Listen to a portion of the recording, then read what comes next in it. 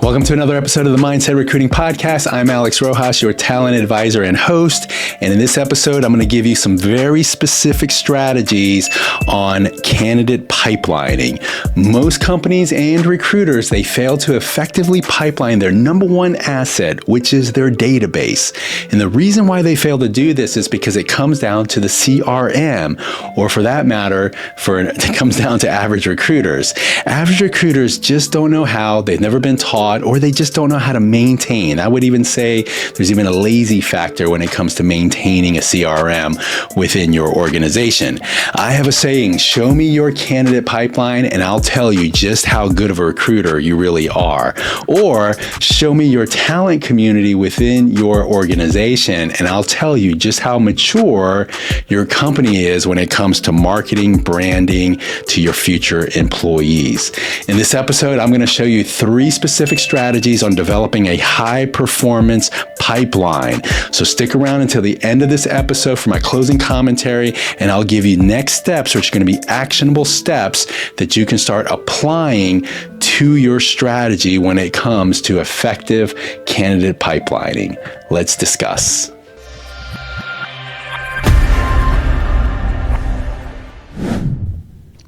So let's dive into these 3 strategies on effective candidate pipeline building. These are strategic here that I'm giving you. The first one is going to be develop candidate relationships.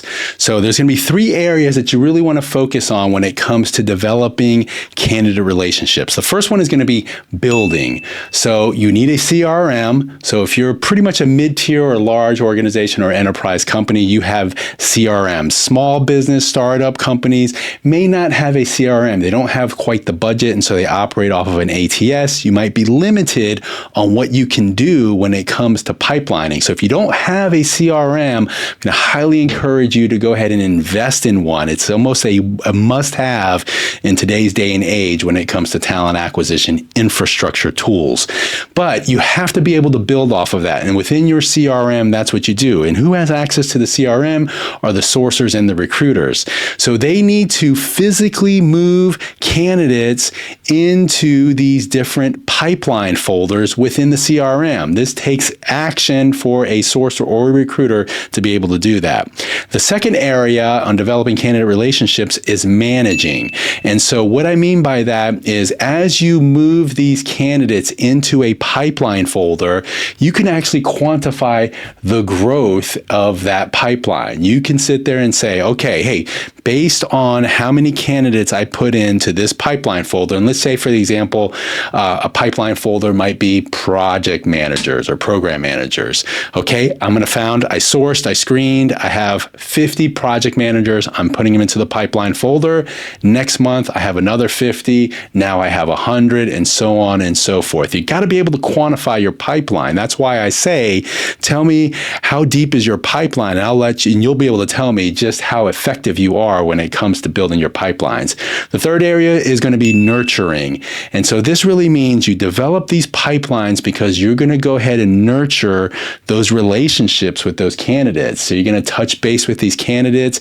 And I can remember back in the agency days, staffing agency days, when we're talking, mid-90s, early 2000s, back in those days, the ways that you maintain relationships with candidates is you actually had to go out and have lunch, have a cup of coffee, shake hands, spend time with those candidates in order for you to maintain that. Nowadays, you can't really do that. And so you have to kind of involve digital relationship building in order to be able to nurture those relationships. So the second concept I want to talk to you about here on the strategic side of building those candidate pipelines is going to be leveraging job and hiring data. This is going to be so important. Again, 3 areas under leveraging job and hiring data. So the first area that you want to look at is you need to, as an organization, as a company, you need to go back and look at last year's hires. That means you have to go in and dissect. You have to research, you have to do some analysis, and you have to understand understand where all these hires came from. And more specifically, go ahead and find out what were their titles, what were their levels, what kind of skills did they have, what was the location of these positions that you were filling in. This really helps start building a profile, what I would call an avatar profile, on where your hires are coming from. The second area is going to be your current job opening. So every year, probably twice a year, and I would make this recommendation, go ahead and timestamp what your snapshot of your current openings are within the organization. I don't care if you're a small organization, you only have 20, 50 open requirements, or you're a large organization that has several thousands of job openings. Go ahead and get a snapshot and do the same thing. Dissect it. How many of these are in skilled areas, levels, location, and that's going to give you the second set of data points. And then finally, your third data point that you want to look at is you want to look at future projected hires and the jobs that you're forecasting. And this is going to be more of an intangible type of exercise. It's really just kind of saying, hey, I'm going to leadership team and I want to forecast what are the expected hires, what's the expected growth that you anticipate for your program, for your company, for your sector, whatever it might be. And then you're going to be able to go ahead and get that. You can also ask the same thing of recruiters. What do they anticipate? Because they know the business that they're supporting as well. So what happens is you get those three sets of data points, last year's numbers, current job openings, and future projected hires. And from there, that's going to give you a really intense, what I would consider strategic data points now that you can actually build a program around. So it's very important to be able to go ahead and get those data points and then dissect them. And that's going to give you the foundation of what your strategy is moving forward. Okay, so what do you do with this data? Now that you have these data inputs, it's going to come to the third area, and this is the strategic value that I'm proposing here for you. You are going to build talent communities. Most companies don't know how to effectively build talent communities. Again, there's three areas here that I want to cover. First area is going to be talent segments. This is going to be segmenting your specific target audience. That target audience is going to be from all of those three data set points that you mapped out. What happens is when you go back and you look at past, present, and future forecast data numbers, it is going to give you an indication that says that at least 40 or 50% of my hires, all the way up to maybe even 60 to 70% of my hires, are going to come from these data points that I gathered.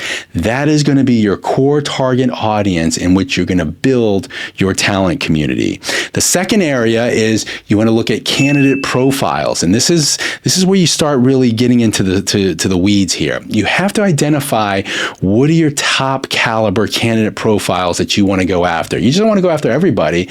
So if you're going after a software developer or a program manager, you have to determine what level and what niche, or what are the requirements that you're looking for. So you got to get very specific there as far as the level, the keywords, the location, etc. All of those factors really play a big part in developing your candidate avatar profile. And then the third area is going to come down to marketing strategy. It's going to be, how am I going to go ahead and stay connected and touch with my talent community? So most traditional methods in nurturing relationships for a lot of recruiters, organizations, is through email, maybe perhaps texting, phone call. Nowadays, there's a lot of AI products out there, social media. Obviously, you want to tap into that. E-marketing is an outstanding way to go ahead and stay connected with your target audience, your talent communities that you're building. Online events, networking events, all of those things play a part in what your marketing strategy is going to be in order not only to build and maintain, but to nurture these relationships within your talent communities. Okay, it's time for closing commentary time. I enjoy this part of the podcast here. So what I've shared with you, I would consider to be a master class within talent acquisition. I actually offer an online course that I offer really to recruiters of all different levels, and it's called the 10 Foundations of Recruiting. So that's something, if you're interested in, you can go ahead and look at it. I'm not really here to promote that right now, but I do spend quite a bit of time when it comes to strategic pipelining and building talent communities. And this was just a snippet of it. But where do you go from here? Once you've gone through this exercise and you have all these data points, what is next? What's next is you need company buy-in, which means you have to go to talent acquisition leadership, and they need to see the value in what you're proposing here. This can work for any size organization, whether you do 100 hires a year, or you do 25, 50,000 hires per year. It works. I help companies develop strategies just like this. And this is a long-term play. This isn't a short-term solution where you're just trying to put butts in seats. We're talking about segmenting and building effective talent communities and pipelines within your organization that's very strategic. So if you're interested, please reach out to me directly, DM me, get in touch with me. I'm happy to jump on a 15-minute free consultation call with you directly to discuss strategy and next steps for you. I hope this episode was informative. Please remember to like, to subscribe, to comment, and to share with your colleagues. It's helping this podcast grow. And remember, until next time, it's all about your mindset.